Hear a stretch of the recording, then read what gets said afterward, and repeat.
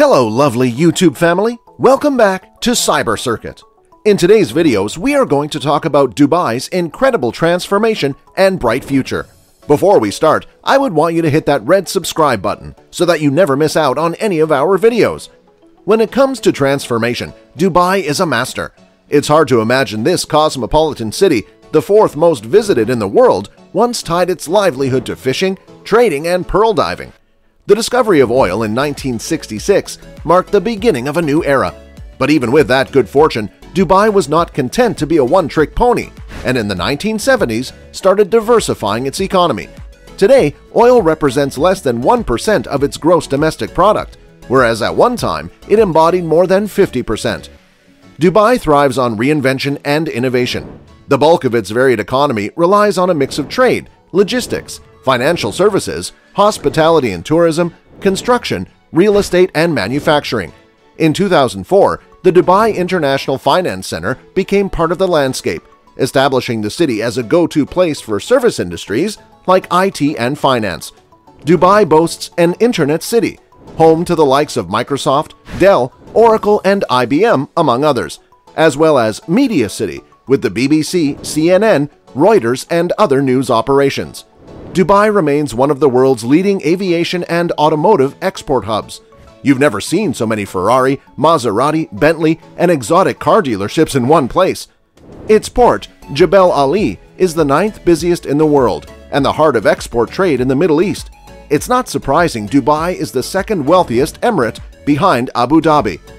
The powers that be in Dubai grasp the concept of "if you build it, they will come," a paraphrase of the much-quoted line in the movie Field of Dreams. While the city's first high-rise, the World Trade Center, appeared in 1979, the building boom didn't explode until the 1990s. The city longed to become a top tourist destination, but back then it didn't offer much in the way of hotels. The answer was the Burj Project, Burj Al Arab Hotel.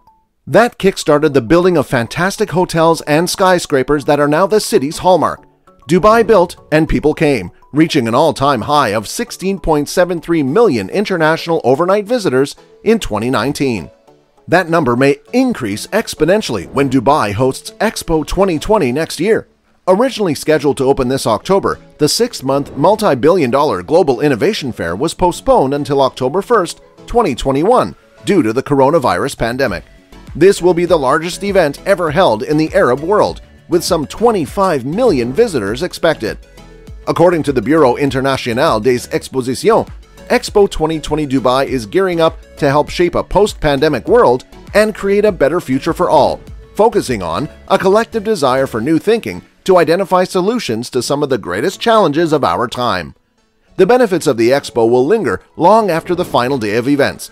District 2020 will emerge at the Expo site, with more than 80% of the Expo-built structures retained and repurposed. Expo 2020 Sustainability Pavilion will become a children and science center.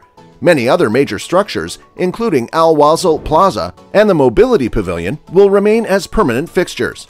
The ecosystem will comprise commercial and residential space, parks and gardens incorporating water elements, world-class social and cultural platforms, education facilities, and diverse hospitality, retail, and food and beverage offerings.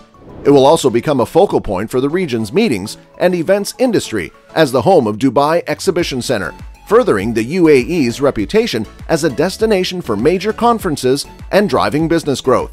The goal is to create a meaningful legacy that will benefit generations to come. How was Dubai chosen for Expo 2020? The host city for each World Expo is chosen by the member states of the governing body, the Bureau International des Expositions, BIE. In November 2013, Dubai won a record number of votes to be granted the right to host the 2020 World Expo. We competed against Turkey's Izmir, Brazil's Sao Paulo, and Russia's Yekaterinburg. What will Dubai do differently from other World Expos? Expo 2020 Dubai will bring the world together for a once-in-a-lifetime opportunity to help create a better future for all.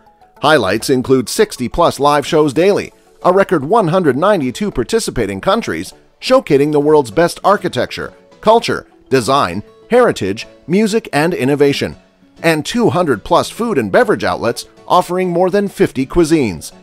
Each country will have its own pavilion. For the first time in World Expo history, providing a platform for nations to showcase the best of their achievements, culture, and aspirations, as well as host their own events and networking opportunities.